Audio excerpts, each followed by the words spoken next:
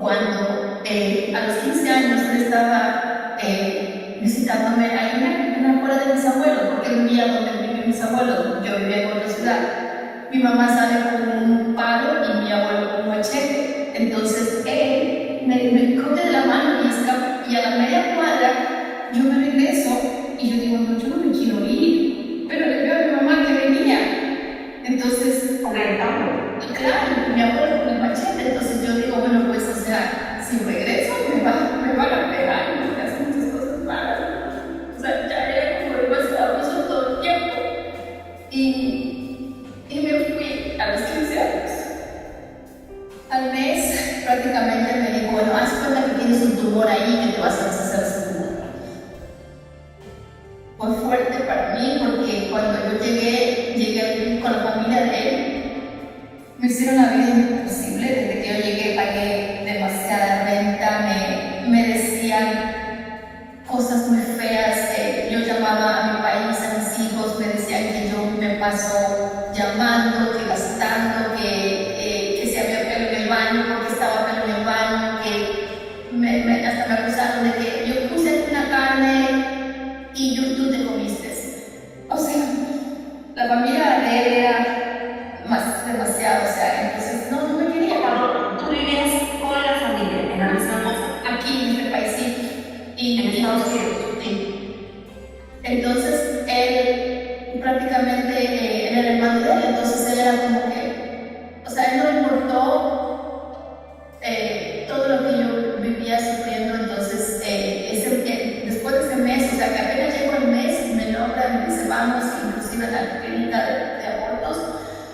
Me paro yo un teléfono y digo, yo no quiero entrar, y llora y llora, y me dice, no, y esto. Bueno, al final ese día marcó mi vida porque prácticamente ahí en esa clínica se acabó el amor, pero no lo supe descifrar por muchos años. Y empezó una época muy oscura mía porque me volví una persona muy fría. Él se va de la casa de aquí, ya me quedo con mi bebé que no es de él, mis hijos allá, mi bebé aquí. Pues la familia, yo soy la bruja, soy lo peor. O sea, ellos nunca supieron lo que yo pasé, nunca supieron mi niñez, mi adolescencia, el papá de mi hija, lo que él hizo, no supieron nada, simplemente eres mala. Y tenían a mi hijo desde los 2 años, lo criaron, le hablaron mal de mí. Él no me ama, me dice que yo no soy su mamá, que la mamá está aquí ya. Nunca le dijeron a mi hijo que yo le dejé en manos de mi mamá y que mi mamá lo fue a dejar allá.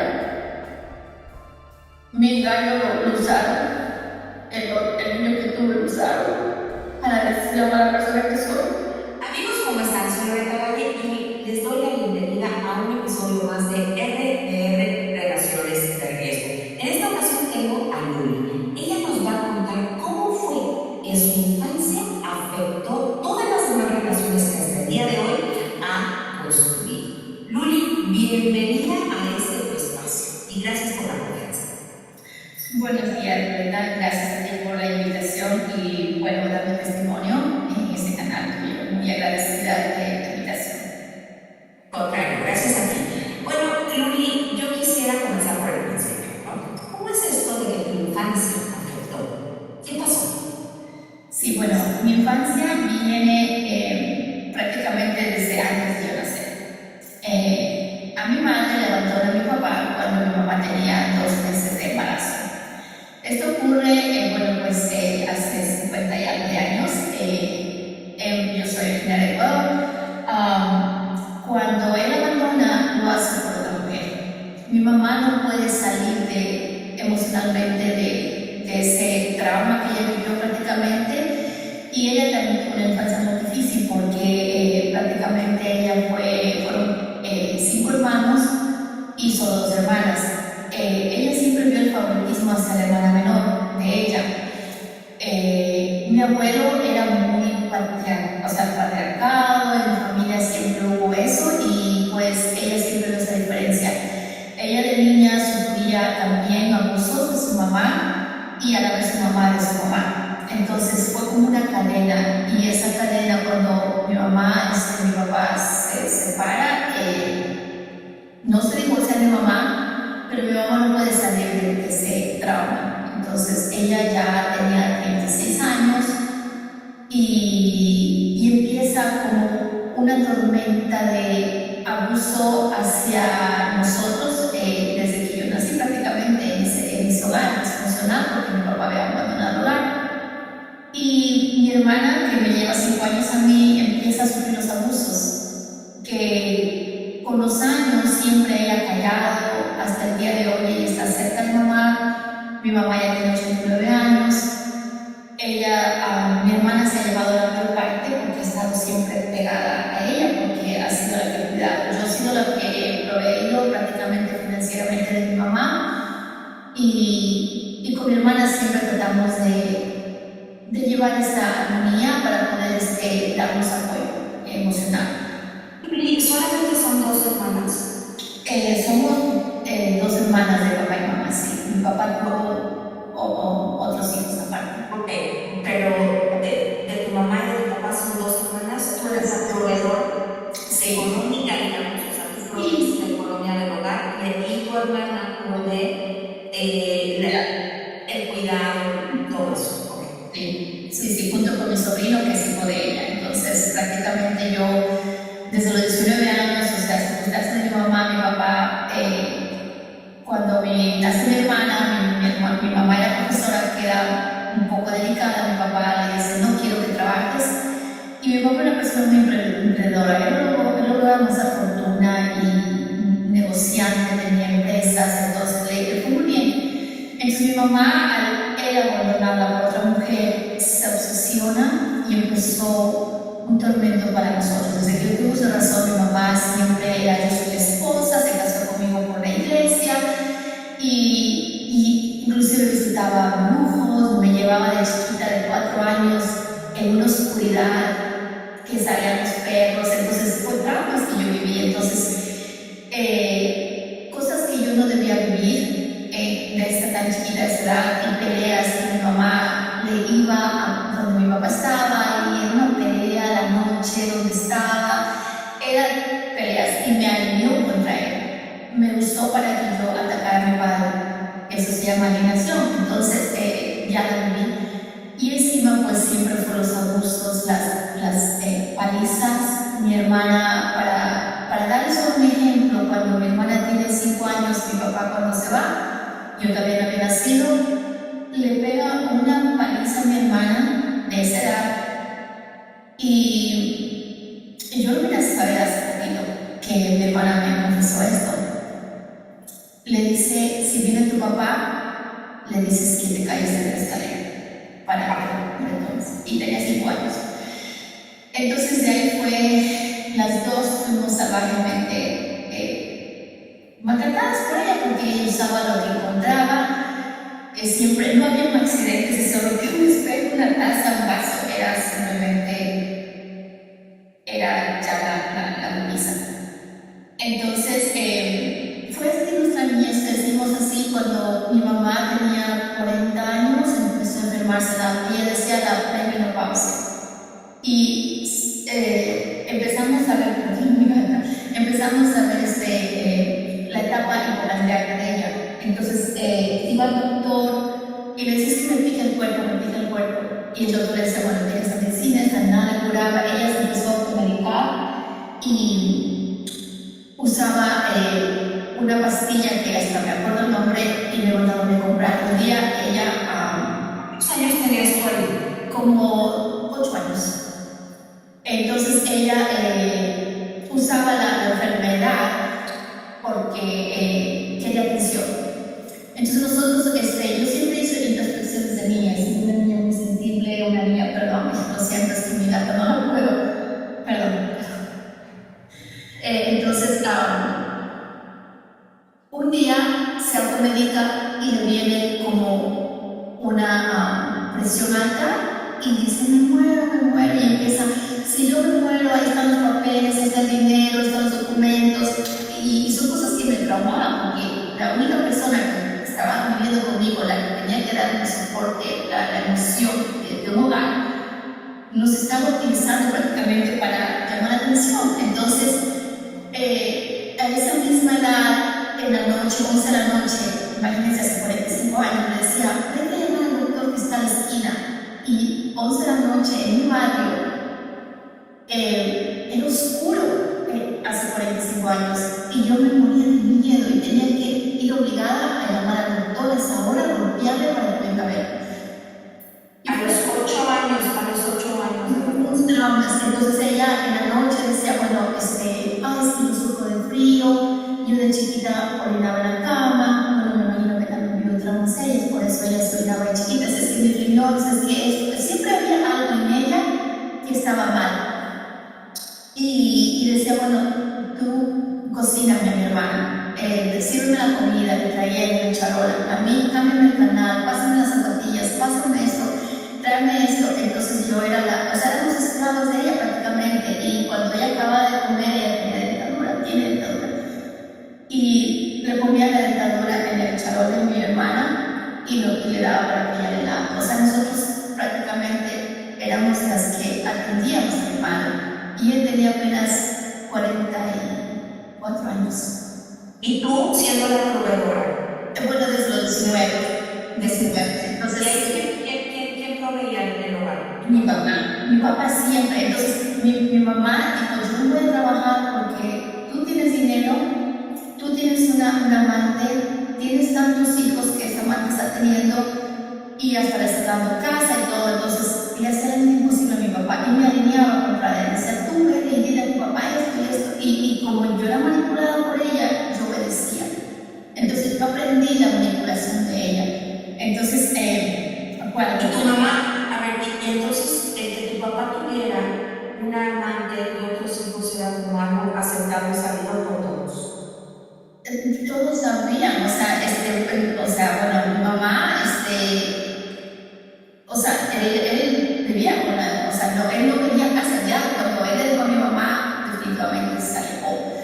Él era un buen padre, él venía como padre, nunca falló. Mi papá era una persona que como llegó a hacer fortuna, se autoeducó, fue una persona muy buena, muy sabia. Él a los sobrinos les daba consejos, les ayudaba, les apoyaba. A mí cuando nos íbamos de paseo, por ejemplo, mi mamá salía de la ciudad, hablábamos con mis abuelos, entonces me decía, vámonos, acompáñame, me daba consejos y siempre era, invita esto y esto. Entonces era un padre amoroso y él pagaba la renta, pagaba el colegio, si queríamos un vestido, una boutique, o sea, nunca nos faltó nada. El amor a gotas que él nos daba porque tenía un hogar y o sea, yo quería vivir en ese hogar, yo no podía, pues, a mi mamá, porque yo no quería vivir con una mamá abusiva. Entonces, mi mamá, creciendo, era, mira la frente que tienes, eres frentona, o mira, a mi madre decía, tiene las piernas chuecas.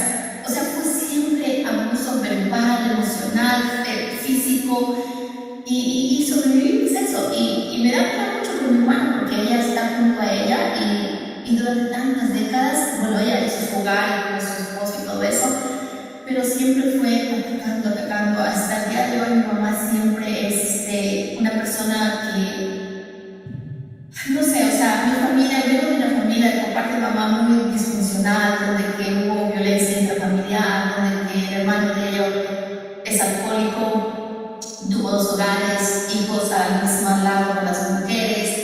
El otro hermano de ella se casó con la sobrina, siendo menor de edad, eso es pedofilia, encima incesto, y encima la pegaba delante de todo el mundo. Y yo era niña, y mis abuelos ahí, mis tíos, entonces, o sea, para mí me hacía como que no puede ser, o sea, yo quería. ¿Tu tío se casó con una sobrina primera? Sí. ¿Cuántos años tenía tu tío? Como 14 años. Y él tenía como 24. ¿Cómo esto era normalizado? Normalizado. Entonces, esas cosas yo siempre las intuía, las pensaba y no iban con mis valores internos. pero al mismo tiempo era mi familia, a la que tú tienes que decirle buenos días tío, buenos días abuelo. Entonces mi abuelo tenía, como tenía su hija preferida, mi tía, que bueno, eso sí, ella no tiene nada que ver con haber sido la preferida de mis abuelos, fue cuestión de ellos. Mi tía ha sido un ángel, así la perdí, y yo quería que ella sea mi mamá, porque decía, yo quiero que ella sea mi mamá, no mi mamá. Es doloroso, ¿verdad? Pero bueno, Bueno, doloroso porque veías una figura de cariño, una figura de respeto, de guía, de protección, etcétera, y en ella y esa mano. sí, y estoy viendo el duelo, o sea, me emociona porque es duelo, pero la he soñado, la perdí hace un mes y es mi angelito y la sueño y, o sea, para mí, o sea, ella fue el yin y el yang de la familia, porque toda la familia oscura y ella era todo lo opuesto. Pero ella siempre va a estar contigo, Luli. Lamento tu pérdida, pero ella no se ha ido, ella está contigo y siempre va a estar contigo.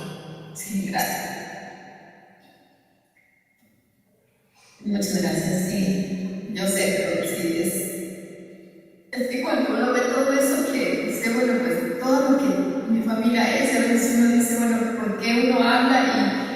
Y mi hija tiene 36 años y yo sufría mucho de los hijos de ella. ¿De los hijos de quién? De mi tía, la que vio abuso sexual, no violación, pero sufrí abuso sexual, tocamientos, que es un abuso sexual de los 3 de ellos, y yo décadas después, en mis 40, cuando tomé terapia, pude sacar eso y verbalizar y poder hablarlo, porque yo creo que esto ayuda a las demás personas que son víctimas a hablar. Y yo sé que al decir esto no es juzgar. Yo nunca abrí la boca de mi familia, no la he abierto. No creo que vean este video. Pero yo nunca quería darle ese dolor a mi tía. Y se fue del mundo sin saber los errores que cometieron sus hijos, los 3 hijos de ella.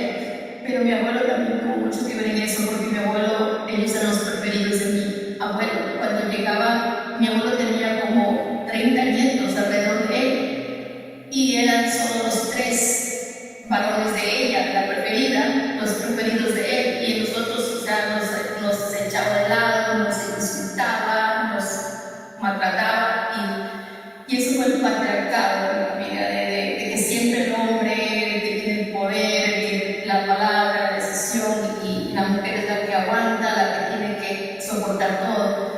Entonces eso se normalizó en mi familia, la violencia intrafamiliar en mi familia ha hecho, por ejemplo, que de niño alcohólico los hijos de ellos también cometan errores, y yo me he alejado de eso, o sea, yo no los frecuento, o sea, yo hice contacto cero. Por eso mismo yo abandoné mi país, porque yo sentí interiormente de que yo no aceptaba esos valores en mi ser. Entonces, en mis primos yo veo que una prima se acuesta con el esposo de la hermana y después se llevan. Entonces son cosas tóxicas que no... O sea, no, toda esta promiscuidad y demás entre la familia la han totalmente normalizado y el abuso lo ha normalizado. Sí, entonces, por ejemplo, con mi hija yo hablé así cuando mi familia se murió, me dirigió al Ecuador y le dije, bueno, pues yo voy a ir en son de paz, de amor, porque mi tía es amor, jamás lo podría hacer, pero sí, o sea, esto lo que he vivido, y mi hija está alejada de mí también porque ella sufrió alineación muerta del padrastro de ella que le crió con mi otro hijo, y ella dice, no, es que tú estás juzgando. O sea, si yo hablo, ella dice que yo juzgo, que yo tengo que no sanar, por eso que yo juzgo, que yo hablo, que eso no es sanación, que sanación es como que no tener que ponerme emocional y hablar, porque ella es mi hija, yo le digo, mira, esto, o sea, y ella no lo entiende, entonces pues... No, Luli, quiero decirles a todos los que nos están escuchando que eso no es cierto. Cuando tú resignificas la historia, sanas las heridas, integras tu ser, no tienes por qué callar las cosas, ¿no? Uno puede expresar lo que siente, uno puede hablar, porque hablar alivia. Y el que tú estés el día de hoy aquí dando tu testimonio no quiere decir que no has sanado lo que sucedió, sino quiere decir que tú quieres compartir todas estas experiencias para que alguien más le ayude. Entonces, no permitas que lo que te dice tu hija o lo que te dicen otras personas te resuene en la cabeza, porque eso no es cierto. Sí, porque en mi familia prácticamente cuando yo hablo estos temas y digo, esto no está bien, o por qué me está pasando eso, me dicen que yo soy una mala persona, que, o sea, yo no puedo quejarme de las situaciones que veo en mi familia, porque piensan de que yo soy mala. Entonces, no, es que tú no eres mala. Entonces, o sea, para mi familia, yo soy la persona mala por tener voz y me vuelve, entonces usan el para atrás, como el te ataco a ti y inventan cosas. Entonces, eso, por eso yo digo, mejor contacto cero, ya, o sea, eso es lo que hago. Y con mi mamá he tenido que hacer contacto cero y porque no, o sea, no soporto, o sea, la forma que ella no ha cambiado, tiene 89 años y todavía, o sea, ella a todo alrededor hay un término que escuché que dicen el sol negro, o sea, absorbe energía de todos. Entonces, para ella, o sea, siempre llama la atención, hazme esto, no me cojas esto, entonces siempre ella está a esa edad todavía, o sea, llamando la atención y diciendo cosas que no, o sea, para ella es. Pero yo la veo con mucho amor porque ella tiene 89 años, ya la vi ahora cuando fui al entierro de mi tía. Y yo la amo de corazón porque la perdí la dejé y ya la vi, ya antes y viví décadas como que ella me hizo esto, me hizo esto, me hizo esto y lo otro, o sea, cosas que yo digo, bueno, pues si me hubiera pasado de esa manera, no se hubiera desenvuelto mi vida así, porque a los 15 años ella salió, o sea, yo no podía tener amigos, peor novio, entonces era un noviecito que yo había conocido cuando yo tenía 11 y él 13, entonces éramos novios de manita sudada. Cuando a los 15 años él estaba visitándome ahí en fuera de mis abuelos, porque él vivía donde vivían mis abuelos, yo vivía en otra ciudad. Mi mamá sale con un palo y mi abuelo con un machete, entonces él me coge de la mano y a la media cuadra yo me regreso y yo digo, no, yo no me quiero ir, pero le veo a mi mamá que venía, entonces, claro, mi abuelo con el machete, entonces yo digo, bueno, pues, o sea, si regreso me van a pegar, me van a hacer muchas cosas malas, o sea, ya era como demasiado abuso todo el tiempo, y me fui a los 15 años. O sea, te fuiste con esta persona, con este muchacho. Sí. ¿Y a vivir? Sí, y nunca me la escuela. No era una niña, o sea, yo soy una persona que no he sido una muchacha mala en la escuela, siempre he sacado las notas, pero también fue muy exigida por mi mamá fue profesora, entonces yo entré muy prematura al kindergarten, a los 5 años, no quería estar, decía, yo no quiero estar con los niños y las niñas, por alguna razón rechazaba a los niños, porque la razón era porque yo estaba siendo violentada sexualmente por mis primos a esa edad, a los 5 años, entonces odiaba a los niños, odiaba el otro sexo. Y era una escuela de monjas, y las monjas, mi mamá llegaba con una veta de correa de vaca, de esas de cuero, y las monjas decían, ya no le pegue, a esa edad, a los 5 años, o sea, vamos a poner a la niña en primer grado. Y con mi mamá ya me enseñó a leer a los 4 años, a escribir, porque ella es maestra, entonces prácticamente yo entré temprano. Cuando yo me escapé a los 15 años, faltaba 2 años para terminar mi sexto año de colegio, que le decimos en Ecuador, y después de la universidad, pero no pude hacer eso porque pues huí de la casa.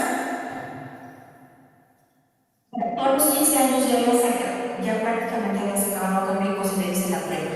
Y después de la prepa, faltaban 2 años. Aunque faltaban 2 años para terminar la prepa, ella iba a la universidad. Porque todavía era la prepa.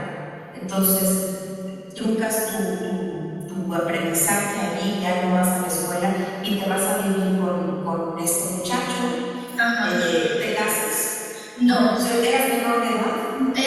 era menor de edad, pero por alguna razón, cuando nos íbamos sacando, mi papá iba a dar el consentimiento y la mamá de él lo manda a él escondidas a otra ciudad y no se logra el matrimonio. Entonces, luego, ¿Cuánto tiempo viviste con él? como 4 años, hace 4 años. Y ahí ya tenías prácticamente 19. Casi 19 cuando me separo de él. Entonces, cuando nace mi hija, cuando tenía 2 años, la mamá de él muere. Y él empieza a alcoholizarse más. Él tomaba como por fin de semana, entonces prácticamente salí de Guatemala a caer en Guatemala, porque este muchacho, al ser inmaduro, al ser una persona también que tenía sus problemas emocionales, empezó a abusar de mí, a pegarme, a dejarme encerrada, a maltratarme mucho. Entonces, 2 veces me drogó, me violó, no me daba de comer. Era mucho abuso. Entonces, cuando la mamá se muere, se puso peor. Entonces empezó a robar y yo veía que tenía cosas, que traía cosas como artículos. Y yo decía, ¿de dónde es esto? Oh, es que hizo un cambio. Y entonces yo me daba cuenta 2 ocasiones donde vivíamos, bueno, me encerraba, me pegaba, los vecinos me auxiliaban, me dejaban todo moreteada, todo.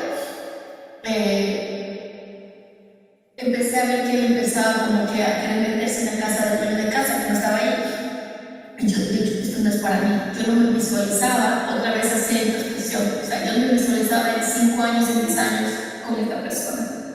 Y él me decía, tú no eres nadie, tú no eres nadie. Entonces, mi papá ya había muerto también. Yo nunca le dije a mi papá lo que yo sufría, porque nunca le dije lo que mi mamá nos abusaba, porque lo normalizábamos. O sea, para mí era cuidado de casa de tu papá, porque te va a ir peor. O sea, yo le hablaba a mi papá de que mi mamá nos abusaba. Mi mamá, cuando mi hermana queda embarazada, así mismo como ella no nos permitía nunca tener novios, era como peor para mi hermana, porque ella estaba adolescente, tuvo un novio y quedó embarazada. Ella le obligó a abortar y eso fue. Mi mamá, mi hermana tenía 15 años, faltaban 2 semanas para los 15 años de ella, y con una persona que, pues, en una casa. Eso fue traumático, escuchar a mi hermana gritar. Entonces son muchas cosas que mi mamá hizo que nos traumó con la enfermedad, o sea, ella tiene 89 años y ella desde los 40 años dice que está enferma y que se va a morir. Ya la doctora le ha hecho exámenes de todo, ha llevado a mi hermana a emergencia, estoy mal, o sea, ella se pone en una posición que ella dice que está mal, cuando le hacen exámenes de todo, dice, señora, usted no está mal, usted tiene todo bien, usted necesita un psiquiatra. Es hipocondríaca y utiliza todas las enfermedades para chantajear y manipular y llamar la atención, para eso lo hace.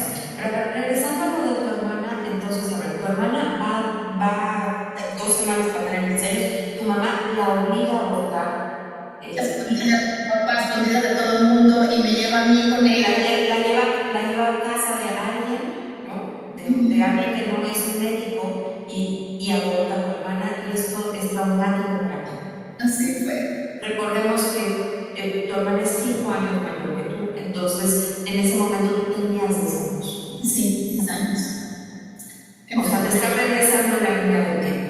Sí, siempre fue así, siempre fue traumas y traumas con mi mamá. Las peleas, la alineación hacia mi padre, las peleas con mi papá, la forma de ser de ella. Ella ha sido una persona que siempre decía, oh, ese es el indio, tiene un apellido de indio, ese es un negro, esa es una persona, o sea, algún día te tienes que casar con un doctor, no con un mediocre. O sea, siempre hubo el clasismo, el regionalismo, el racismo en ella. Entonces, son cosas que yo rechazaba en mi ser, pero, o sea, yo nunca quería ser como ella, nunca me quería parecer. Entonces,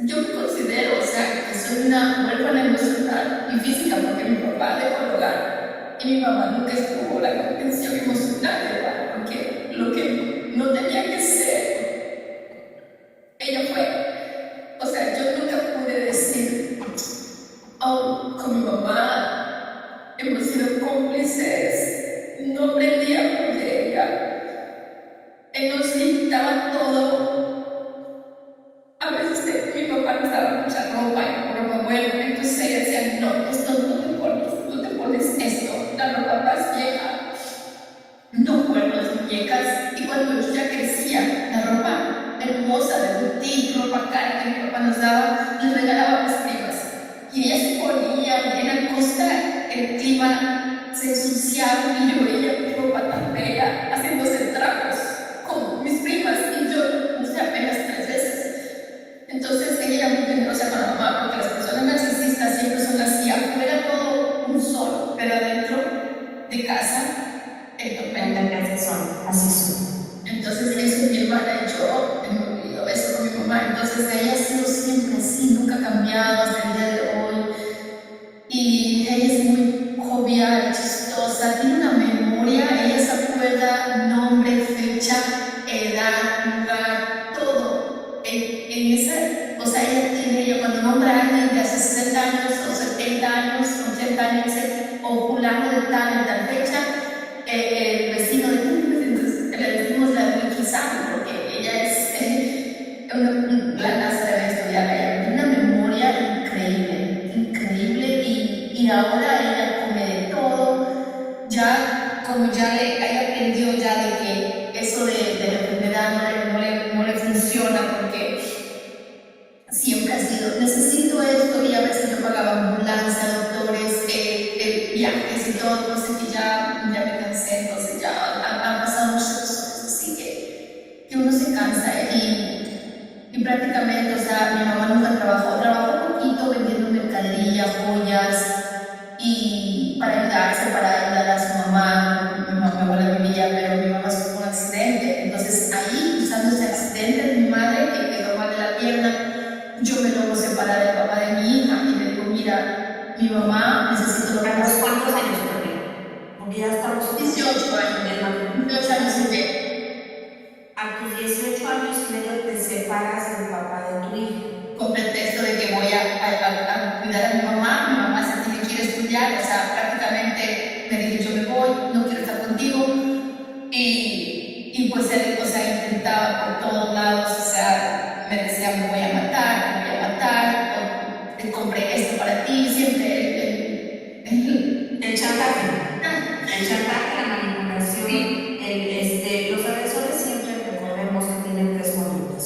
En la primera conducta es la luna de miel, te amo, te adoro, te regalo flores, te las regalo, te llevan, te traigo todo. La segunda conducta siempre va a ser la victimización, ¿no? Aquí, por ejemplo, me voy a matar, por favor, yo sufro lo mismo, yo te sufro tanto sin ti, etc. Y la tercera conducta de la hostilidad cuando no le funciona. Entonces, posiblemente estas 3 conductas iban nada más haciendo este triángulo para manipular y para lograr lo que quieren. A ver, entonces él te amenazaba, que se lo cantaría más, pero tú te fuiste a vivir a casa de tu mamá. Sí, bueno, con mi mamá fuimos prácticamente no a casa porque mi mamá muere mi papá, entonces mi mamá nunca pudo trabajar porque ella se obsesionó con la idea de que mi papá la mantenga. Mi papá tenía mucho dinero, nos estábamos en casa, ella nos daba de todo. Y yo escapo de casa, mi hermana también a la misma fecha se va de casa por los maltratos de ella, entonces mi papá le dijo, no quiero saber nada de ti, tú, por tu culpa, mis hijas se fueron de casa, están chiquitas, tú no pudiste ser una buena madre prácticamente para lo que, o sea, mi papá no quería eso para nosotras, entonces mi hermana tenía un niño de la misma persona de la cual mi mamá le obligó a abortarse a los 15 años porque mi mamá no nos permitía ni tener un amigo, pero no, pero nunca nos habló ni de una planificación familiar, o sea, como que su novia y esto, o sea, porque no hubo esa contención emocional, no hubo nada ahí. Entonces mi hermana se embaraza del mismo novio, pero mi hermana esconde el embarazo. Y a los 5 meses, 6 meses le avisa a mi papá, y mi papá prácticamente vino y le dijo, pues bueno, esto es, y mi hija va a tener un bebé, y ella va a seguir con sus estudios, y yo voy a hacerme cargo de este nieto. Pero no quiero que mi hija se vaya con el papá de este muchacho, porque este muchacho no hace nada. Mi hermana logra terminar el colegio y cuando casamos, mi hermana se va con este inclusive, o sea, para coincidencia, o sea, el hermano del papá de mi hija también, o sea, fuimos dos hermanas y dos hermanos, prácticamente. Entonces, él no acepta el niño y mi mamá lo tiene. Mi mamá dice, no, yo me lo quedo. Entonces, no estábamos en su casa, entonces mi mamá le dice a mi papá, ahora tengo tu nieto, ahora tienes que mantenerme porque ahora tengo tu nieto. Mi papá le dice, yo no te voy a mantener, tienes que dejar al niño donde su mamá. Por tu culpa mis hijas salieron de casa y ahora no, o sea, mi papá la castigó. Dijo, yo no te voy a mantener, no voy a mantener el nieto, le dio una fuerte cantidad de dinero y en esas fechas, pues yo para esas fechas ya tuve a mi niña y mi papá muere en un accidente. Entonces mi mamá se queda absolutamente en la calle. Entonces nosotros, pues yo sufriendo con este depredador, con mi niña pequeña, pasa el tiempo, los castigos en la vida que tenía, pues prosigue. Mi hermana también, con lo mismo, con el hermano de él, entonces fue un infierno que vivimos las dos. Entonces ella sostuvo ese matrimonio por 30 años, esa relación por 30 años. Yo no, yo a los 3 años y medio dije, yo no. Mi mamá se accidenta viniendo en un bus a donde sus papás y queda mal. Y yo me separo del papá de mi hija, le digo, me voy a Cuenca, a la ciudad con mi mamá, porque los doctores, a la recuperación y todo. Empiezo a trabajar para ayudarle a ella y empiezo a estudiar en la noche. Mi hija tenía 4 años y prácticamente mi mamá se quedaba con la pierna mal. Yo hacía todo y me iba a las 8 de la mañana y empezaba a las 11 estudiando. Y estaba a punto de terminar el 5.º año de preparatoria y me dice mi mamá, no quiero que estudies porque tú no estás en casa, pero estoy estudiando y trabajando. Y pues no. Y pues abatió también otra vez el yo me cumplido sueño de graduarme y de ser algo en la vida. No quiso, entonces para esa edad tenía 20 años y casi 20, un compañero de colegio de la nocturna que estudiaba se interesa en mí y yo no estaba como enamorada de él, pero me logré enamorarme de él. Él era una buena persona, aparentemente. Digo aparentemente porque hasta el día de hoy tengo que bregar con esa persona por otras situaciones. Me caso con él, inclusive cuando me caso con él, mi mamá le da una sermón y le dice, ella no es buena, ella no cocina, no hace cuando yo, o sea, simplemente era el modo de atacar a mi mamá, de sabotearme, porque siempre estuvo así, o sea, ella me saboteaba, o sea, si yo me ponía un peinado que en ese tiempo había la novela quinceañera con Talía, uno se vestía y se ponía así, y decía, que te ves horrible con ese copete, tú creas que te ves bonita, esa parte no te queda bien, te ves, o sea, tienes las penas, o sea, ella era todo crítica, entonces, pues, ya no podía, bueno, sí podía pegarme, porque todavía me pegaba ella, o sea, aquí tengo mal de la pierna, ella subía, mi sobrino, que el otro día fui a limpiar, me dice, me acuerdo que mi mamá dice, de nada subió las escaleras porque no podía subir por la pierna para pegarte. Y yo digo, wow, sí, ¿tú te acuerdas? Me dice, sí. Y dice, también me acuerdo cuando el papá de mi hija, delante de todos, te cargó del pelo y te arrastró. Y eso yo no me recuerdo. Yo, o sea, como que uno dice, Vas bloqueando. y digo, wow, o sea, las cosas que me acuerdo, pero hay muchos abusos de los cuales yo no me acuerdo. Pero sí me acuerdo de los que viví, son muy feos, muy feos. Entonces, cuando me caso, Cuando te casas, la pareja número 1, el papá de tu hija, la pareja número 2, el que conoces en la escuela y que se fija en ti, y entonces con este número 2 te casas. me caso, mi hija tenía 4 años, vivimos juntos 2 años y él se viene a Estados Unidos. Yo me quedo allá, pero tuvimos un niño ya, el niño se queda de 1 año. Esos 2 años fueron maravillosos, todo hermoso. Yo dije, de aquí soy, esta es la felicidad. Yo nunca había conocido la felicidad en mi hogar, con mi mamá, con mi papá de mi hija.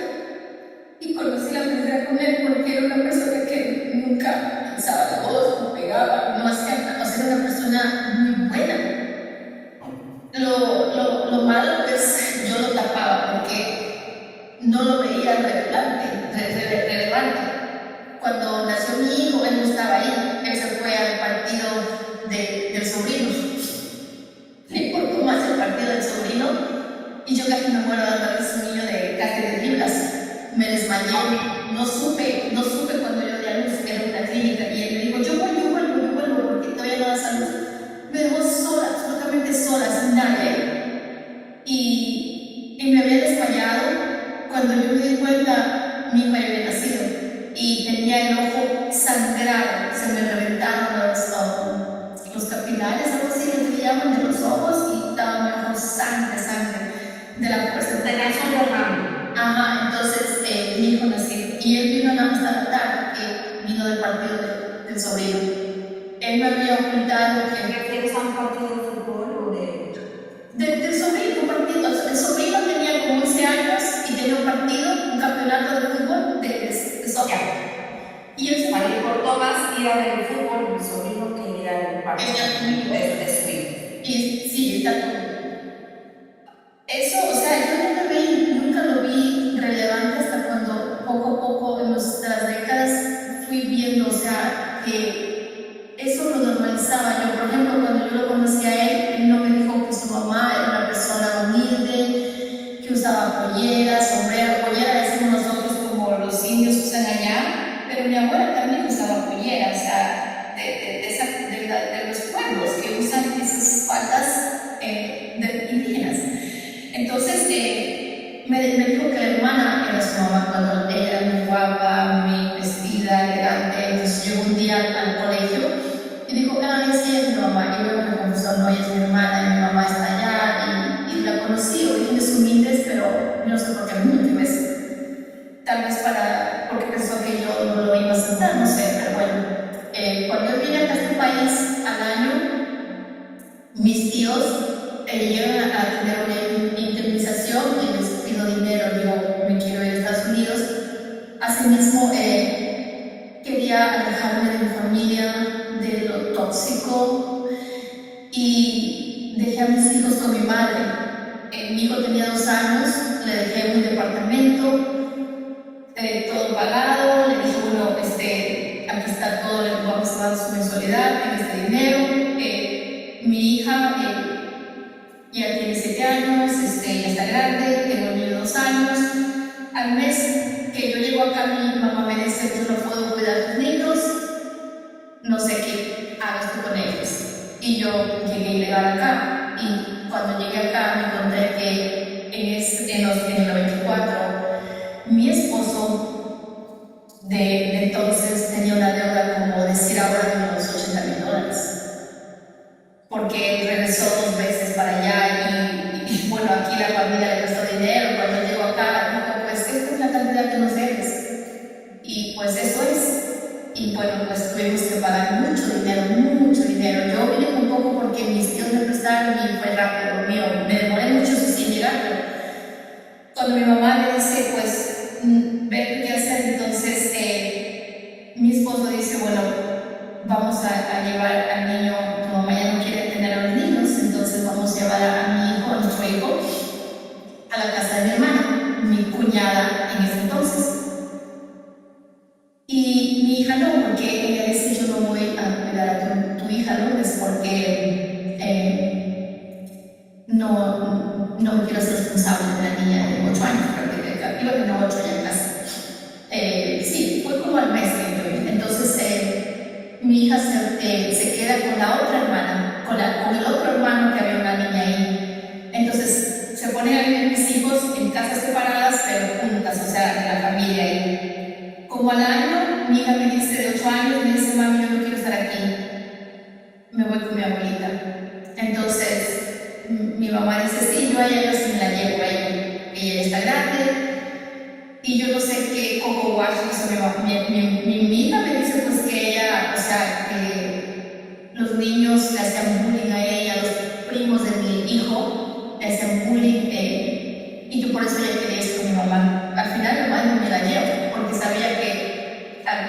más ahí. Dinero de por medio con el tú le ibas a dar una manutención. Sí, entonces, porque siempre, o sea, quedaron mis hijos con ella y yo iba a mantenerla, pero ahora pues ella dejó a mis hijos con la familia política prácticamente mía y se fue. Entonces, cuando ella recoge a mi niña, entonces mi sobrino vivía con ella, porque eso fue lo que ella quería mantener al nieto, porque quería que el papá le dé dinero. Entonces, prácticamente desde que él murió, pues mi mamá se siguió quedando con el niño, con mi sobrino. Entonces, era ya mi mamá, mi sobrino y mi hija. Entonces tenía que mantener los tres y mi mamá siempre era dinero, dinero, dinero, inclusive mandamos una fuerte cantidad de dinero, al final no se hizo nada, ese dinero desapareció. Bueno, entonces, no sé, son cosas que ella pues sabrá Dios. Cuando llego acá, apenas llego acá, al mes que había llegado, apenas días, me entero que me embarazo, cuidándome yo no tenía ni tenía previsto este embarazo y pasa un mes en el cual él me hostiga prácticamente de noche. En ese tiempo pues era pues con buenas palabras y esto y que no queremos tanto dinero, no puedes tener el bebé, no puedes. Y yo lloraba, decía, yo no puedo abortar, no quiero abortar, es nuestro bebé, estamos casados, tenemos un niño, tenemos una familia, somos felices, no destruyamos, o sea, no importa si nos demoremos 5 años en pagar la deuda, pero yo no voy a matar a mi bebé. O sea, era tu tercer embarazo. Sí, y el segundo de mi esposo, en ese tiempo del que todo era maravilloso. Al mes me logra convencer prácticamente. Yo llegué a este país, yo no tenía nadie, no tenía tía, tenía una prima, pero para mí no era un apoyo. Nunca le contaba mis cosas a ella. Al mes prácticamente me dijo, bueno, haz cuenta que tienes un tumor ahí que te vas a deshacer ese tumor. Fue fuerte para mí porque cuando yo llegué a vivir con la familia de él, me hicieron la vida imposible. Desde que yo llegué pagué demasiada renta, me decían cosas muy feas. Yo llamaba a mi país, a mis hijos, me decían que yo me paso llamando, que gastando, que se había pelo en el baño, porque estaba pelo en el baño, que hasta me acusaron de que yo puse una carne y tú te comiste. O sea, la familia de él era demasiado, o sea, entonces no me quería. Tú vivías con la familia en la misma casa. Aquí en este país sí. En Estados Unidos. Sí. Entonces él prácticamente era el hermano de él, entonces él era como que, o sea, a él no le importó todo lo que yo vivía sufriendo. Entonces después de ese mes, o sea, que apenas llegó el mes, me logra, me dice vamos, inclusive a la clínica de abortos, me paro yo en un teléfono, yo no quiero entrar y llora y me dice no, y esto, bueno, al final ese día marcó mi vida porque prácticamente ahí en esa clínica se acabó el amor, pero no lo supe descifrar por muchos años. Y empezó una época muy oscura mía porque me volví una persona muy fría. Entonces con terapia yo pude comprender de que disociando las cosas, disociación es como alejarte del dolor y ponerte una coraza y empezar a actuar en base a nada, porque prácticamente no agarramos terapia, debíamos mucho dinero, no pagamos.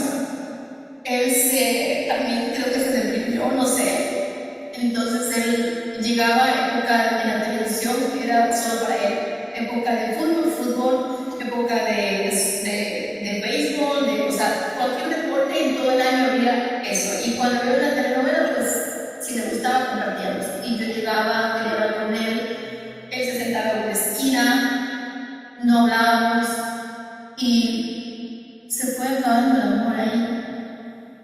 Como yo he entrado en una época muy oscura de mi vida, porque había cometido un crimen al abortar, me volví una persona muy mala. Yo no lo podía entender porque yo había sufrido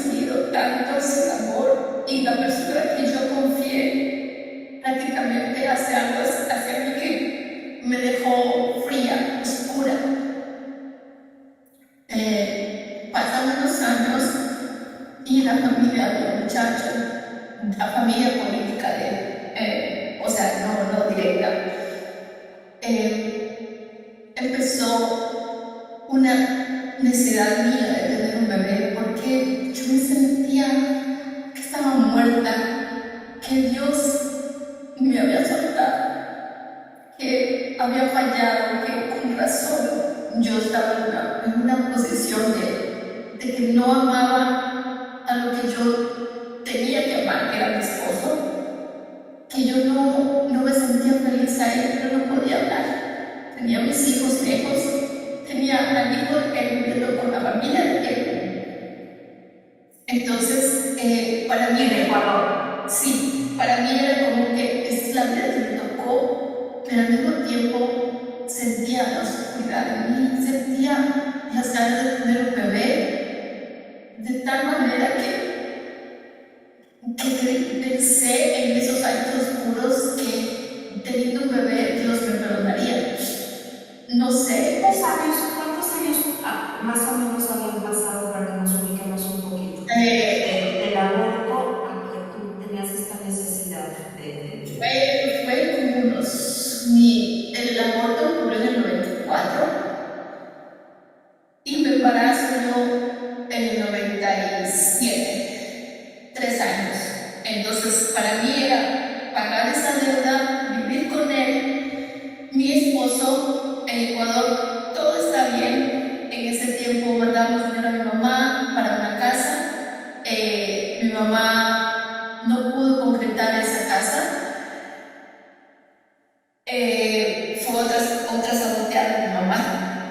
Al final, o sea, pasamos como 6 meses, ella con el dinero y mucho dinero que en ese tiempo era, y prácticamente mi esposo en entonces me dijo: nunca más mando dinero, este dinero que lo acumulé, me voy a comprar la televisión, un equipo de sonido, me voy a comprar esto porque yo necesito ver mi fútbol, quiero mi tecnología, y no dinero para tu mamá porque tu mamá no va a hacer ninguna casa. Y arregló compró un mueble reclinable para él, para ver televisión, para su música, o sea, todo para él. Entonces, fue como que otra vez la saboteada de mi mamá. No pudo hacer la casa, mi mamá, no hay maestro, no hay maestro, teníamos el plan y todo. Luli, algo que no me quedó claro. O sea, tienes 2 hijos, luego tienes un aborto, pero tu cuarto embarazo dijiste luego que me embaracé. ¿De quién te embarazaste? De este familiar que era familia política de mi ex marido. ¿Hijo, sobrino de él? Un sobrino político del primo de él. Entonces, te embarazas de sí, porque en mi subconsciente yo mismo me hacía daño, me decía: pues si voy a tener un bebé, Dios me perdonará, porque yo aborté un niño, me sentía tan oscura, tan mala, tan pecadora, tan criminal, prácticamente una persona que mató un hijo. Y lo escondía todo, porque para todo estaba todo bien. Pasan esas cosas y cuando me embarazo, sin una relación, sin prácticamente un engaño, simplemente fue: yo quiero embarazarme sin tener o sea, hubo sí, o sea, como, qué sé yo, un recreo, como algo, una persona menor a mí, o sea, simplemente fue como utilizar a alguien para embarazarme. Tú lo que querías era como sustituir conscientemente el bebé que habías abortado para que Dios te perdone. Sí, entonces también fue que mis hijos estaban lejos, yo no tenía posibilidad de traerlos, no tenía posibilidad de ir porque estaba en esta relación. ¿Por qué no tenías posibilidad de traer a tus hijos a vivir contigo? Porque primeramente estaba casada con una persona que no quería traer a mis niños, o sea, a vivir acá. Ni a su propio hijo. No, porque para él era, pues, yo lo mantengo y esto. Entonces, pues ahí todas esas cosas iban añadiendo a la relación. Cuando me embarazo, o sea, prácticamente le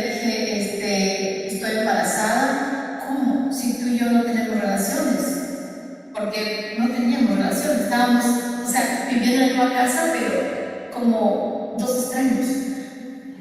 Entonces, como fingiendo un matrimonio. Todo el mundo pensaba que no sé si él, o sea, estaban bien, no está bien, su matrimonio, o sea, todo bien, pero dije, no es tuyo. Casi me pega, pero no me pudo pegar porque había estado gente aquí en la casa. Entonces, para mí era como que a este niño, en mi interior lo dije, no se lo dije a él, pero en mi interior le dije, pues no es tuyo. Le dije a él, no es tu hijo. En mi interior recuerdo que dije, no es tuyo, por eso a este no me vas a hacer adoptar, porque Dios me ha perdonado y me ha regalado mi hijo. Me perdonó, o sea, fue el concepto más oscuro que yo tuve en ese día y en esos años, pero fue así. Así fue el desencadenamiento de no tener una mamá que me nutra, no tener una contención, perder a mi padre, caer adolescente con una persona que abusó de mí y no me creo víctima, porque esas decisiones las tomé yo. Porque mi hija me dice, es que tú juegas el papel de víctima. No, yo soy sobreviviente, porque ella no vivió lo que yo viví cuando ella estaba una bebé. Y al momento de yo ser así, con ese patrón de abuso de mamá, de papá de ella, también lo repetía con ella, porque cuando ella tenía 7 años yo la dejo y yo le exigía, tienes que sacar 20 sobre 20 las calificaciones y con la chancleta y por ejemplo ella un día le pegaba a una niñita que era vecinita de ella. Yo trabajaba en una oficina y yo la llevaba a ella en mis tardes cuando venía de la escuela y esa niñita era como de 3 años y ella tenía 6. Era mayor, mucho mayor a la niña y le pegaba y eso. Entonces, pues como todo niño a veces, ¿no? O sea, no era algo, y la mamá se me quejó un día y me dijo, mire lo que hizo mi niña, y yo entré con rabia, y así hizo con mi madre, me hacía, yo le cogí un palo, le di de cabeza, le rompí la cabeza a mi hija con un pedacito, no le cogimos juntos, y ella se acuerda de eso, y bueno, y los abusos que ella sufrió. Entonces, al momento de yo salir del país, era dejar a mi madre, pero también proteger a mis hijos de mi forma también de yo no haber criado, yo no entendía lo que era un accidente. Yo entendía que si algo se rompía, lo tienes que tú pagar, porque tú lo hiciste. O sea, un niño, aquí yo entendí la palabra, oh, el niño lo rompió, es un accidente, o el niño se orinó, es un accidente. O sea, no hay accidentes. En mi caso no hubo accidentes, hubo consecuencias. Y eso mi mamá me marcó toda la vida y pues todos los traumas que vi con ella. Y mi hija no me ha perdonado. Un día me dijo hace poco, "Oh, no te preocupes, yo te perdono", pero nunca hemos sentado a conversar y ella también ha tenido sus problemas y pues yo creo que no, yo no creo que me hago la víctima porque ya por años yo dije, es que mi mamá es mi mamá, o sea, esto, pero al final y al cabo me doy cuenta de que no, que yo tengo que responsabilizar. El día de hoy mis hijos no me hablan, o sea, mi hija siempre hay el choque, porque la dejé desde los 7 años a los 14 años. Cuando ya tenía 14 la traigo. Inclusive le pido ayuda a esta persona que fue mi esposo y ella dijo, no la traigas, que no, yo la voy a traer. Y vino. O sea, se fue a vivir contigo. Vino a vivir conmigo mi hija, porque así mismo, como un año me dijo, mami, me quiero ir a los 13 años. Y mi abuela me pega, o sea, mi mamá, vuelta a estar repitiendo lo mismo. O sea, yo pensé que mi mamá con los nietos no iba a hacer lo mismo, pero sí. Y me decía, mi abuela me pega, mira, es mala y esto. Entonces digo, sí, te voy a traer. Le pedí ayuda económica, no me la quiso dar, emocional, no me la quiso dar, al que ella decía papá, porque prácticamente él la crió 2 años a ella, pero económicamente yo siempre me hice cargo de mi hija, siempre. Entonces, cuando yo tuve a mi niño, pues ya ahí al año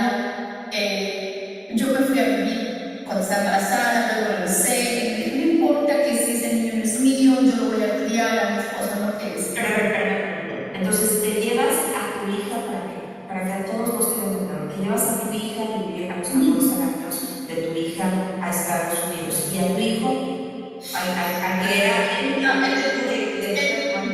sí, no, es que, o sea, a mi hija yo podía, porque yo le mantenía a mi hija, a mi mamá y a mi sobrino, y es más, le saqué a mi hija del Ecuador callada de mi mamá, porque mi mamá era capaz de sabotear otra vez y no mandar, entonces la saqué calladita de ser. Y ahora llevarte a tu hijo, ¿y tu hijo? Él no podía porque él estaba viviendo con la hermana de mi esposo, entonces, y tenía 9 años, o sea, él no hubiera consentido, sí, ni a ella, que yo le dije, la voy a traer a mi hija, o sea, que ella que llama mamá Martina, cuando económicamente yo la mantenía, pero por esos 2 años que vivió con ella, y ella se crió desde los 4 hasta los 6 años, solo 2 años en la tuvo, y sí fueron 2 años hermosos, porque ella los vivió, yo los viví, pero ¿qué pasó? Que ella no los vivió cuando yo vine acá, no vivió el aborto, no vivió lo que vivió con la familia de ella, o sea, ella no vivió lo que yo viví con el papá de ella, que ella es su papá. Entonces ella, al tener la entonces ella llega a vivir con ustedes y cuando está viviendo con ustedes es que tú... No, yo me había separado. El embarazo, ya te habías separado.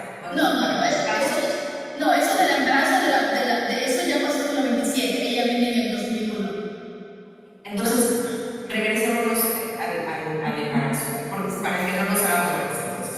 A ver, entonces te embarazas del familiar de tu esposo y tu esposo te dice, no importa que no sea mío, yo asumo la responsabilidad.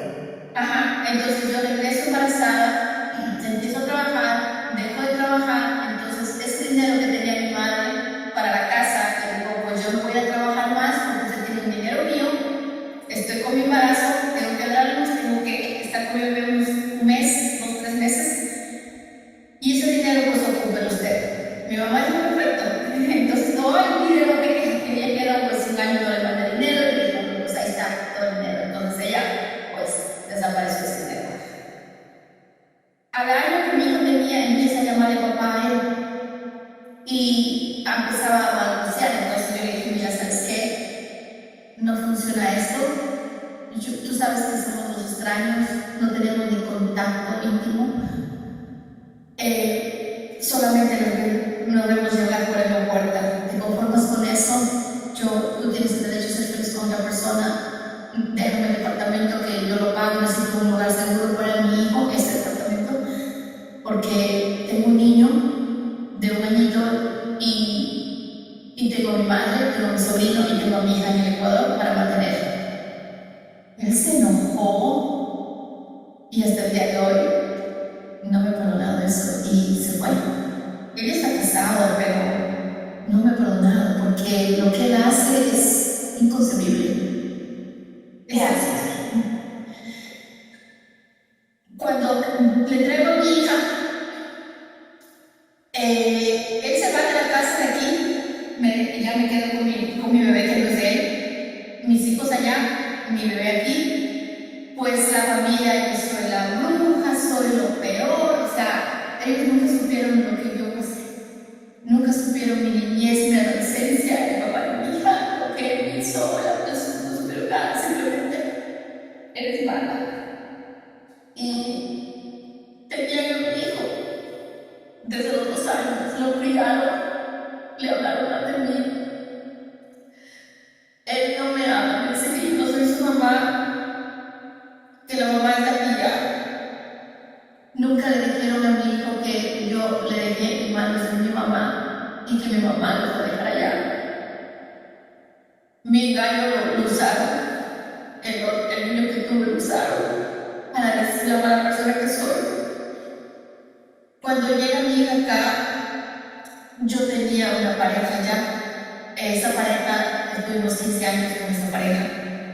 Yo había estado con él ya como 1 año y un poquito más. Y inclusive me apoyaba, una persona que en ese tiempo, o sea, fueron 15 años, altas y bajas, pero pues otro caso.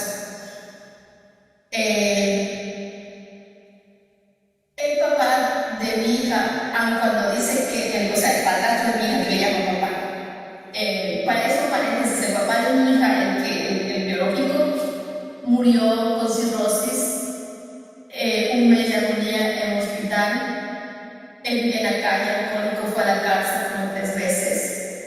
Murió, me pidió perdón, yo lo perdoné. Murió totalmente en pésimas condiciones. Ya mi hija estaba aquí, tenía como 19 años cuando murió.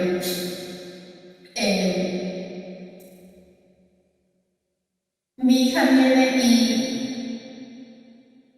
viene con la intención de separarme de la pareja mía, porque ella no aceptaba. Ella quería a su papá, al que le crió 2 años allá. Y a tu pareja dos. Ajá, al que ella llama papá. Entonces, él le dice, mira, si no te llevas con ella, pues aquí está mi casa, ven. Y un día ella se portaba tan mal y un día le cacheteé mucho y le dije, bueno, pues si quieres irte, vete, cumple esto. Yo te traje a este país, pagué mucho dinero para traerte. Inclusive yo fui al hospital 7 días, estuve fuera como todo un día inconsciente porque me dio como un shock, un derrame de migraña, que perdí la conciencia porque estaba en esa adrenalina y sin dormir, ese cortisol de traerla, sin papeles, chiquitita. Era demasiado emocional para mí y fui a caer al hospital por un día entero que estuve sin conciencia. Una semana entera me sacaron 2 veces el líquido de la columna para ver si tenía alguna infección. Una semana entera hospitalizada, tenía como 33 años. No me descubrieron nada al final. Todo esto, pues bueno, y mi hija niña me dice, me voy con mi papá. O sea, el papá que había 2 años. Y se va a vivir con él a los pocos meses de haber vivido conmigo. O sea, y él, o sea, ha sido como que tengo a tus hijos por la traición que tú me hiciste a mí. Y cuando mi hijo, entre los dos, viene, ya cuando se casa, le doy el divorcio, me voy a casar con una americana, me dice, ok, necesito que vayas al consulado, a firmar los papeles, llego al consulado, una carta de 2 hojas, que él con la esposa de él la hace. Mi hijo tenía 17 años, o menos, 16, entonces, que yo firmo que pierdo todo derecho hacia cualquier referente sobre educación, hospitalización, decisión sobre él. Que yo tenía que firmar eso. Le firmé eso, o sea, como que prácticamente él en su mente pensaba de que, no sé por qué me hizo firmar eso, pero dije, bueno, pues si esto tengo que firmar para que mi hijo venga, pues está bien, pero yo te firmo todo lo que quieras. Qué bueno que mi hijo venga acá. Viene acá él, se regresa a terminar la preparatoria, luego viene, luego quiere irse a la universidad, pero vive con él. Y pues al final decidí venir acá porque aquí pues hay mejores oportunidades y ya era presidente. Cuando él llega, a los 17 años, yo lo dejé a los 2 años. Tenía 17 y no había visto a mi hijo por 15 años. Llego al aeropuerto sin consentimiento de ellos. Mi hija me dice, mi papá y la familia de mi hijo, que es preferible que tú no vayas, porque él te puede rechazar, te puede pegar. Entonces, mi pareja en ese entonces me dice, no, Luli, tú vete, así tu hijo te pegue, es un lugar público, tienes derecho a ver a tu hijo. Me fui y la esposa, que es de él, se acerca a mi hijo cuando llega, apenas llega, se acerca y le dice cosas al oído. Él no sabe hablar inglés, no sabía entender inglés en ese tiempo, y ella no sabía hablar español. Y eso lo sentí como que yo ya sabía, yo sé las intenciones de la gente, como que siempre supe que yo era una mala persona para ellos. Llegué a la casa de ellos, él sale, ella y grita, bla, bla, bla, en inglés. No entendía bien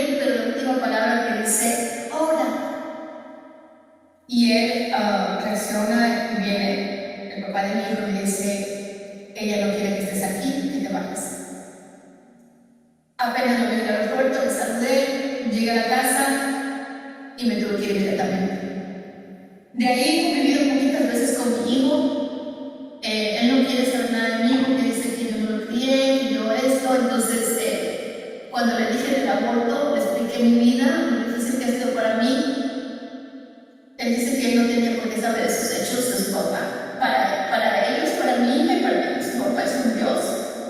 Él le da a mi hija dinero para viajes, le da dinero para algo de la casa, le da para algo. Entonces mi hija siempre viene a mí, dame dinero para esto, mi papá ya me dio, ahora te falta tirar. Y ella tuvo también un hijo de adolescente y me pedía, o sea, se quedó más de soltera.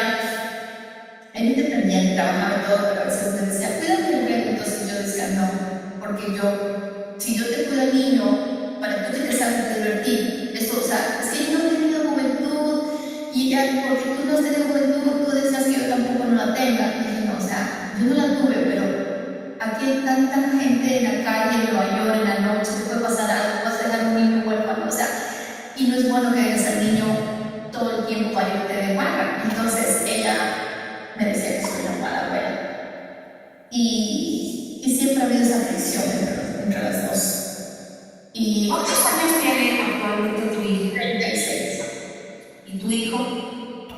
32 va a tener. 31. La situación actual es que no tienes relación con ellos, en realidad. No, porque para él, ¿En serio? él lo crié desde el día cero, no los abandoné con mis 2 hijos. Él es el que en toda mi vida me entiende, me dice, yo sé cómo tú eres, a ti no hay que entenderte, a ti solo hay que quererte. Él es mi ángel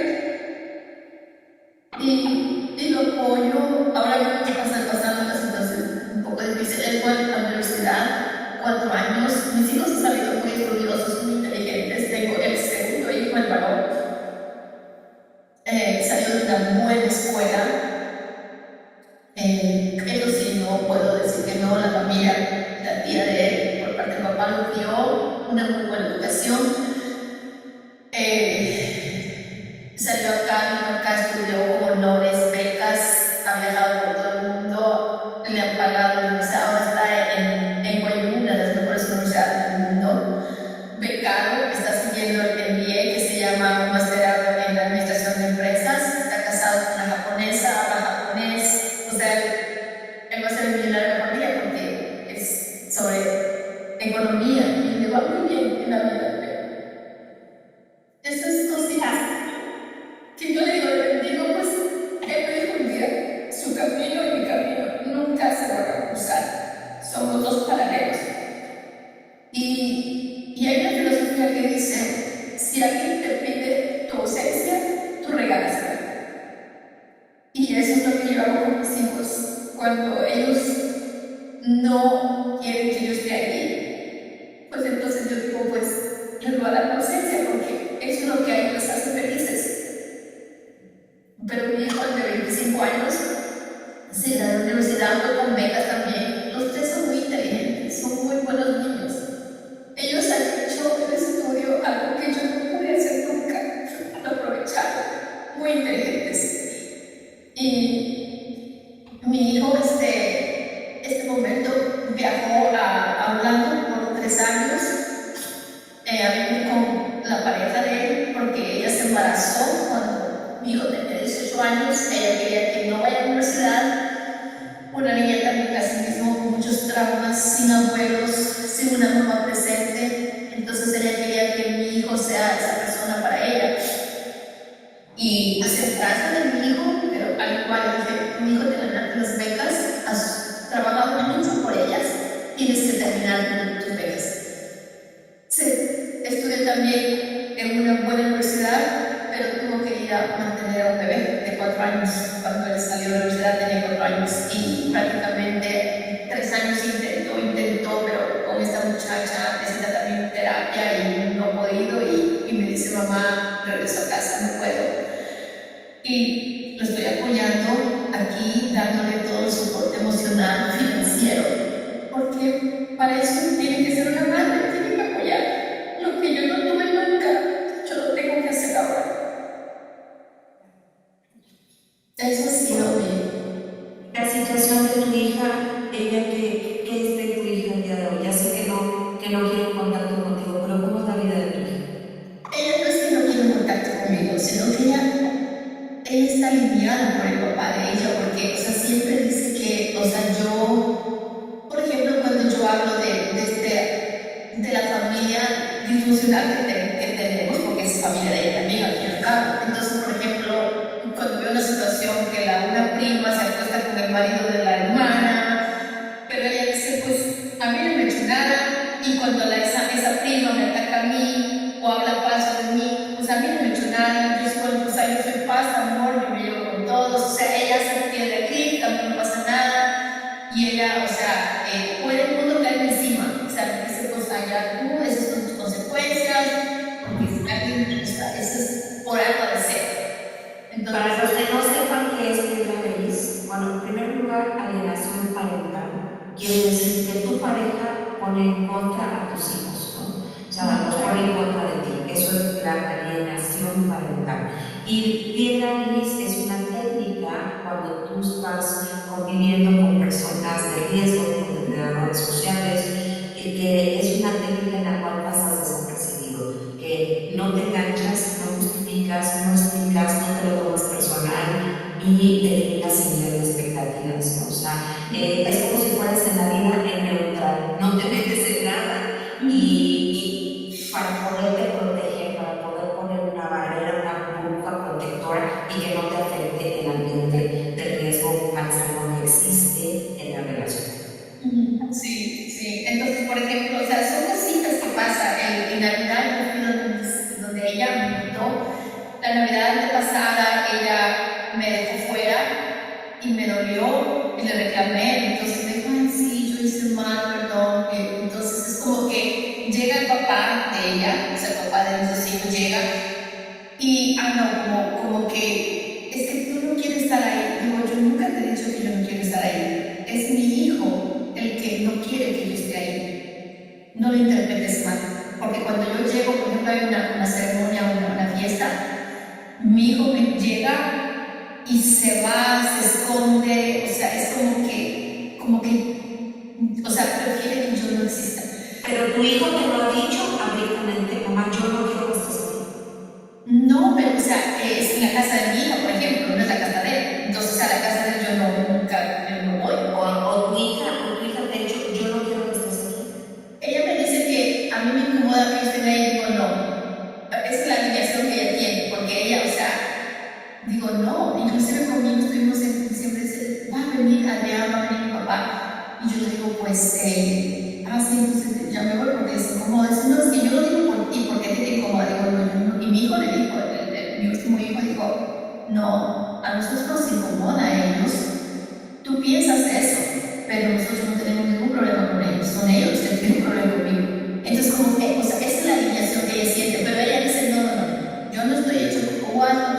Entonces, el papá le compra con cosas, o sea, le compra con viajes, con esto, dinero. Entonces, ella vuelta, es como una competición. Él me dio, porque tú me tienes que también que dar. Y a veces no es una competición de dinero, a veces como que. Entonces, ella, por ejemplo, en diciembre yo llegué, estaban mis nietos, mi nieto de 19 años, 19 años y mi nieta de 7 años. Me dice, mira lo que me dio grandma. O sea, grandma quiere decir abuela en Estados Unidos. Y yo digo, ella no es tu grandma, ella se llama Cristina. No la llamabas grandma, le digo a mi nieto de 19 años, porque la conoce por 7 años. O sea, donde quedo, yo soy la grandma. O sea, porque el de Florida me dice grandma, que quiere decir abuela llama, porque a mí me encanta la llamita, es una colección de llamas. Y él me dice grandma, porque es grandma, entonces y entonces la otra abuelita se llama mami, o sea, tiene cada abuelo o bisabuelo o abuela postiza o política tiene su nombre. Entonces, si le dice grandma a la otra tiene que ser granny, gaga, o sea, diferencia. Hace una distinción. Una distinción. Entonces, esta mujer, la mujer de él, cuando postea algo lo pone público y dice, mi hija, mi hijo, mi nieto, mi nieta, a mis hijos, a mí. O sea, es como que volvemos a ella y yo. Entonces yo le dije, yo soy grandma. Ella puede ser granny, you know, Granny Cristina o Gaga Cristina. O sea, que haya otro nombre. Entonces, inclusive cuando yo estaba agarrando así de espalda, me dice, ay, yo le digo a mi regalo, mi abuela me regaló, y le decimos una capucha de esas que Las playeras, las chamarras que tienen esta capuchita. y cuando yo estaba Todas estas cosas que se han de sentir rechazadas, porque ella actúa de esa manera. Y yo digo, bueno, ay, le dio también lo mismo que yo le di, porque él dice mi grandma. Y yo digo, ay, porque como ya dijo que ella es la grandma y yo soy la grandma, entonces cuando él dice mi grandma, entonces digo, le dio la misma cosa que yo le di. Y yo digo, oh, wow, porque yo también te di. Y cuando veo que él está teniendo mi suegra, digo, ah, entonces estamos hablando de mí y no de la otra. Entonces yo le dije, no, ella puede llamarle Cristina, no es la grandma, grandma soy yo. O sea, yo lo dije por título, no porque yo no quiero que le digan a ella abuela. O sea, sí le puedes llamar abuela, pero abuelita, gordita. O sea, abuela, así yo soy, abuela. O sea, en español, abuela, punto. Pero si le dices tú a ella abuela, dile abuelita, tío. Entonces mi hija se enojó, me dijo que yo por qué se estoy metiendo esa semilla de odio a mis hijos, que yo soy la persona que crea caos. Entonces solamente por hacer especificaciones como estas cositas, o sea, ella todo lo ve como un ataque. Entonces esa relación completa, como tú dices, hay una alienación parental, que pues bueno, ella ya en su momento tendrá que entender y trabajar. Ruri, ¿cómo es tu vida el día de hoy? El día de hoy estoy casada, pasando por una separación involuntariamente, o sea, esto se... ¿Pero es tu pareja 3 o 4? Bueno, de la que estuve 15 años, con esta persona fue, ese es otro tema, con esta persona fue 15 años, le agradezco mucho. Él crió a mi hijo desde los 18 meses hasta los 17 años, que él prácticamente hubo episodios que llegamos a separarnos.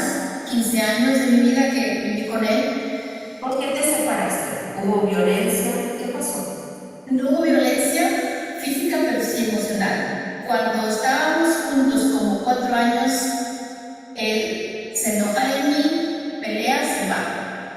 Me llego a enterar a los 10 años que me había engañado. Cuando ya vi el divorcio de él me confiesa que él se enamoró de una persona en el trabajo y que él se fue de la casa para irse con ella, pero ella era casada, pero ella nunca dejó al esposo. Entonces, en esos 2 años que él estaba viviendo fuera de casa, era como un novio mío, o sea, mantener una relación como de novios. O sea, vivimos 4 años, convivimos 4 años, se separan, 2 años como novios y vuelve a la casa. Porque la otra no le funcionó.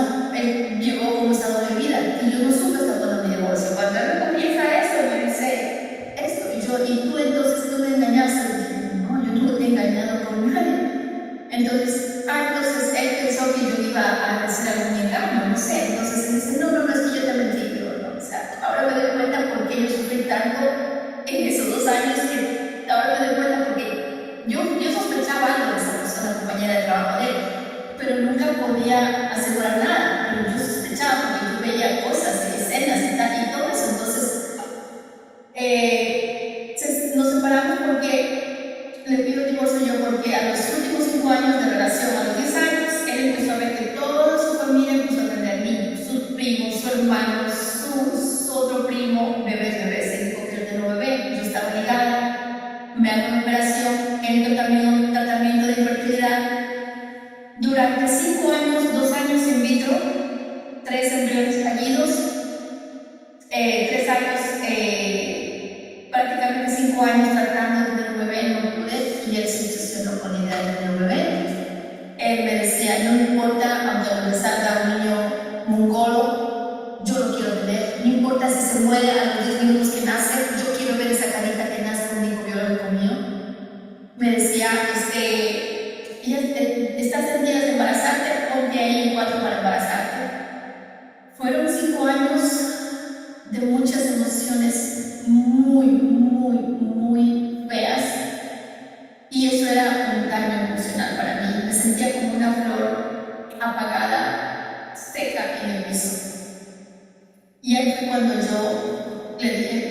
tienes que irte, me divorcio, voy a tener un hijo donde tú puedas, tienes derecho a ser feliz, yo tengo 3, tú no puedas tener un hijo.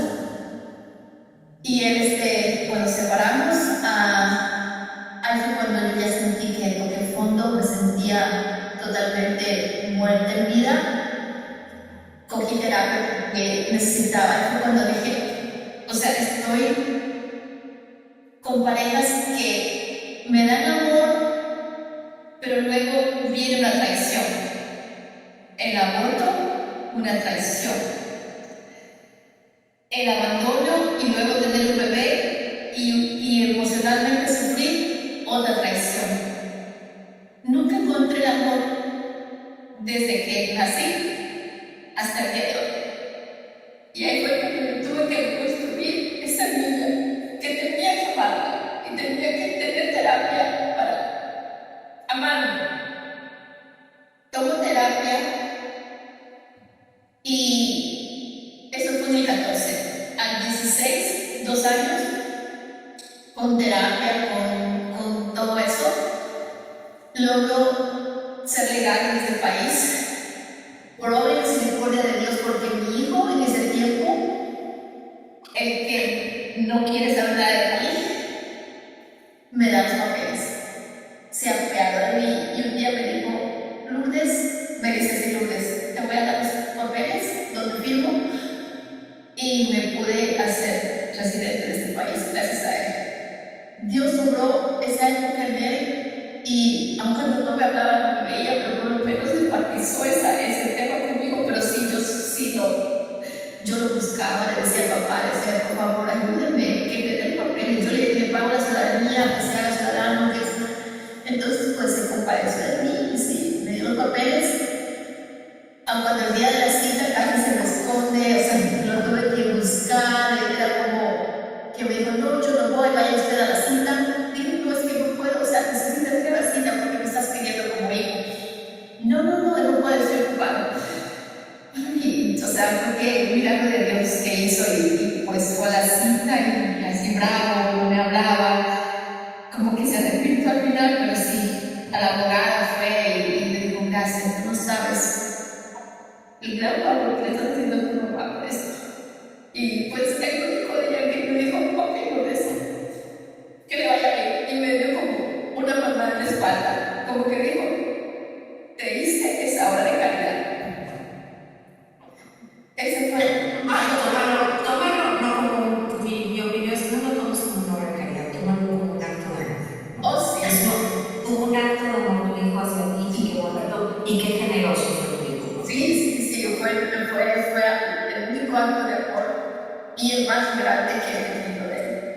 Pero nunca más porque, o sea, hasta hoy, siempre di hasta hoy nunca más, no sabemos el día de mañana.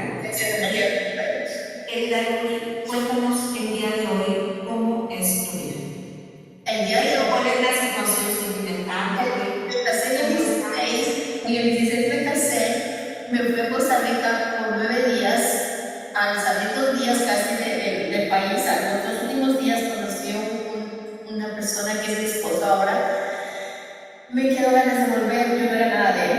A los 7 meses vuelvo, me encontré con él y empezamos una relación. De esa fecha hasta acá, viajes. Cuando teníamos casi 2 años y medio de conocernos, nos casamos. Él es un alcohólico pasivo funcional. De los que toman y no pasa nada, tomo 3 cervezas, no me afectan, 4 cervezas no me afectan, estamos de vacaciones, tú estás aquí, qué alegría, vamos a la playa, tomo 3, 4 cervezas, no pasa nada. Pero cuando él toma 3, 4 cervezas, se pone de mal carácter, empieza, nada le funciona, todo esto, el fulano, el jefe o el amigo le ve mal, o la mamá, o sea, todo el mundo, él es víctima de todo el mundo, empieza a atacar a todo el mundo, o si yo me moví el pelo, que me gusta el pelo. Un día, por ejemplo, fuimos a una discoteca cuando éramos novios. Él entró al baño y se mojó tanto en el baño, no sé por qué, y yo estaba pensando, yo vi mal, o él entró al baño hasta que, o sea, ¿qué está haciendo? ¿Algo prohibido o qué? O sea, yo me quedé pensando viendo la barra, que ya era mucho tiempo que estaba en el baño. Y él sale y me queda viendo y me dice, ¿qué estabas viendo al bartender? ¿Te gusta él y esto? Entonces se salió del lugar. Yo dije, no, yo estaba viendo la barra. Ah, no, estabas viendo al bartender. Entonces así eran las escenas de celos de él. O sea, cuando él tomaba un poquito, o sea, era tan inseguro, él, cualquier persona era, o salía con una amiga, ah, ¿te gusta tu amiga? ¿Eres bisexual? Cada rato te haces así la nariz por alergia o por ti, qué sé yo, tú haces cocaína. O sea, él se crea escenarios. Y cuando él toma, yo soy el dueño de la fortuna, del pueblo de él, es que aquí somos de reyes, y, es que mi mamá me hizo esto, o es que mi jefe esto, o sea, siempre él buscaba a alguien para sentirse víctima. Oh, vi que me va a hacer en la cara, los huesos me duelen y esto, y pobrecito de mí. Entonces yo siempre estuve ahí como que, o sea, voy a ser la persona empática, voy a ser la persona que... Y su hija, de 8 años que la conocí, cuando tenía como 10 años me empezó a llamar mamá. Y sin que yo le pidiera. Entonces él ha sido siempre esa buena persona que cuando toma, se vuelve, se transforma. Y si vamos a un mall, ya no quiero estar aquí, o yo me voy, o ya muévase, o esto, o se me va para la llanta, o choqué por tu culpa. O sea, siempre era el gaslighting y siempre cuando yo decía no más, y le bloqueaba y esto, y perdóname, un día hasta se rompió la mano y me escribió por donde no estaba bloqueado y dije, wow, me tocó que ya estamos casados, que te rompiste la mano para yo poder escribir porque me preocupé. Entonces, bueno, cuando ella empieza a tomar el nuevo, lo bloqueo, pasa un mes y llega la cita para presentarse al consulado para recibir la visa de residencia. Le digo, tienes que venir a este país, pero con un psicólogo, psicología de pareja y terapia de pareja y alcohólicos anónimos. Él dijo, no, siempre no voy porque tú eres narcisista, tú eres mala, yo soy alcohólico y bueno, pues estamos enojados. Y ahí es la situación actual de este momento con mi esposo de 5 años y que lo conozco casi 8 años. ¿Qué es lo que vas a hacer, Luli? ¿Te vas a divorciar de él? ¿Qué vas a hacer? Pues sí, ya me pidió el divorcio él, entonces él dice que tengo que estar allá. Y yo le digo, pues tienes que pagar un pasaje porque para mí este momento yo no puedo agarrar vacaciones e ir a por un divorcio. Tiene que también ocupar su peso si él quiere un divorcio. Entonces no estamos hablando. Luli, verdaderamente yo te invito, te aconsejo que sigas haciendo un proceso terapéutico, Luli. En la vida no es que nos lleguen las parejas de casualidad, nosotros elegimos a la pareja, ¿no?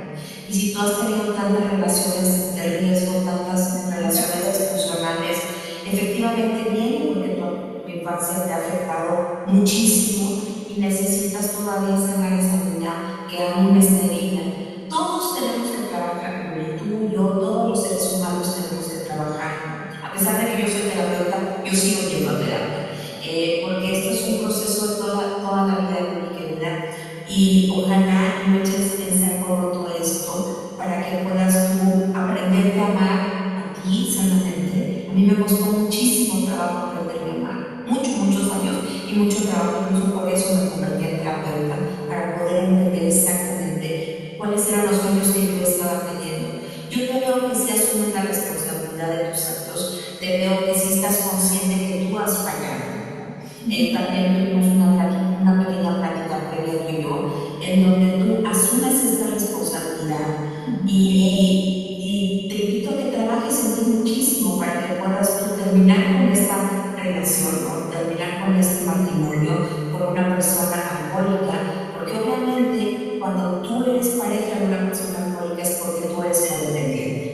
Entonces necesitas sanar esa codependencia urgentemente para que ya no cometas estos errores y entiendas qué es lo que está sucediendo en tu vida, ¿no? Ojalá y pronto, muy pronto puedas estar nuevamente aquí en este canal con nosotros para que nos cuentes tu historia de éxito, de cómo ya lograste divorciarte, de cómo ya lograste sanar toda esta codependencia y de cómo has tomado las riendas de tu vida y te has convertido en una mujer responsable, plena y feliz, que no importa si tengas pareja o no importa, porque hay tres vocaciones en la vida: hay vocación de soltería, hay vocación de pareja y hay vocación de familia. La vocación que tú tengas está perfecta, pero que no seas de las mujeres que dicen: yo ya no quiero otra relación porque siempre me va mal, porque eso no es una posición de un adulto responsable sano y maduro, sino más bien de esa niñita chiquita que inconscientemente no quiere que la vuelvan a lastimar porque ha hecho malas elecciones.